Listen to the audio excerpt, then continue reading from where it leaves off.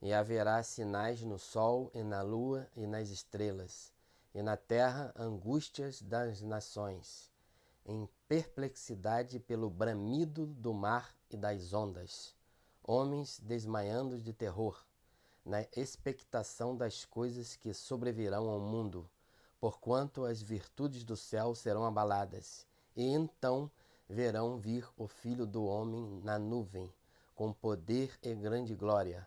Ora, quando essas coisas começarem a acontecer, olhai para cima e levantai as vossas cabeças, porque a vossa redenção está próxima. E disse-lhes uma parábola: olhai para a figueira e para todas as árvores. Quando já têm rebentado, vós sabeis vós mesmos, vendo-as, que perto está o verão. Assim também vós, quando virdes acontecer essas coisas, sabei que o reino de Deus está perto. Em verdade vos digo que não passará esta geração até que tudo aconteça. Passará o céu e a terra, mas as minhas palavras não hão de passar. E olhai por vós, não aconteça que os vossos corações se carreguem de glutonaria, de embriaguez e dos cuidados desta vida, e venha sobre vós de improviso aquele dia, porque virá como um laço sobre todos os que habitam na face de toda a terra. Vigiai, pois em todo o tempo, orando para que sejais ávidos por dignos de evitar todas essas coisas que hão de acontecer e de estar em pé diante do Filho do Homem. Lucas 21, de 25 a 36. Esse acontecimento se refere à segunda vinda de Cristo. E numa passagem semelhante em Mateus, que explica a mesma situação que vai ocorrer, Jesus diz assim, que será igualmente nos tempos que aconteceu de Noé e de Ló. Semelhantemente vai ocorrer nesta segunda vinda de Cristo, algo parecido. Porque Noé pregava sobre o dilúvio, mas as pessoas daquela época, daquela geração, não acreditavam em Noé. Noé pregou por vários anos, várias décadas, por mais de 100 anos. E o povo não estava nem aí o que o Noé dizia, achava que aquilo era uma bobagem, uma mentira. Mas Noé era um profeta de Deus. E o que a gente pode tirar dessa passagem, se refere sem contestação à segunda vinda de Cristo, é que as coisas estão indo de mal a pior. Foi citado nessa leitura que os homens vão ficar perplexos pelas ondas do mar, pelos bramidos da correnteza, dos mares, das ondas. Isso a gente já tem visto na mídia, já há muitos anos, que o mar está subindo e já está atingindo as casas, as ruas. Aconteceu há poucos dias na Barra, no Leblon. Mas isso é só o começo. As coisas tendem a piorar e o mar vai avançar cada vez mais. Assim disse Jesus. Porque nesse final dos tempos, na medida que se aproxima a segunda vinda dele, as coisas tendem a piorar, não melhorar. O clima, a natureza, o que você quiser chamar aí de a mãe natureza, do universo, do Deus, não interessa, mas nas palavras de Deus, de Jesus, da Bíblia, demonstra que as coisas tendem a piorar. Mas como Noé representava a igreja, para a igreja primitiva, Noé representava a igreja.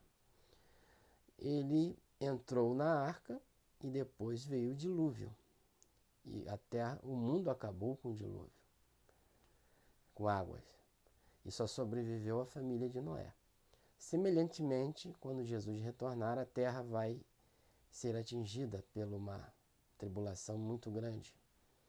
Mas aqueles que estão fiéis ao Evangelho, que estão em santificação, que estão aguardando a vinda de Cristo, obedecendo a sua palavra, aos seus mandamentos, a Escritura deixa subentendido, mas a igreja ensinava desse modo no início, que ela será retirada, será arrebatada no momento final. Pode até acontecer de experimentarmos, aqueles que vão estar vivos nesse momento, experimentar uma angústia também no início. Mas aquela angústia pior, aquele momento final de uma tribulação terrível que está escrito nesse texto e em outros textos da Bíblia, aqueles que são fiéis não vão participar, não vão ver esses tempos horríveis.